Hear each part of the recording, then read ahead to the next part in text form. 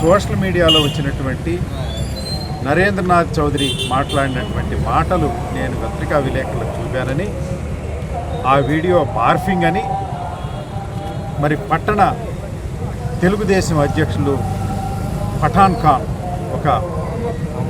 అహ్మద్ ఖాన్ ఒక కంప్లైంట్ ఇవ్వడం, నా పైన కేసు నమోదు చేయడం జరిగింది. నేను సూటిగా అహ్మద్ ఖాన్ అడగదలుచుకున్నాను. ధూళిపాళ నరేంద్ర చౌదరి పక్కన ఈ వ్యాఖ్యలు చేసేటప్పుడు చింతలపూడి వేదిక మీద నువ్వు పక్కనే ఉన్నావు. ఆ వీడియో అబద్ధమని అల్లా సాక్షిగా నువ్వు చెప్పగలవా అని నేను అడుగుతా ఉన్నా. ఆ వీడియో కరెక్ట్ అని నేను నమ్ముతా ఉన్నా. సోషల్ మీడియాలో వేలాది మంది, లక్షలాది మంది ప్రజలు ఆ వీడియోని చూశారు. ఎందుకు మీరు మాట మార్చాలనుకున్నారు?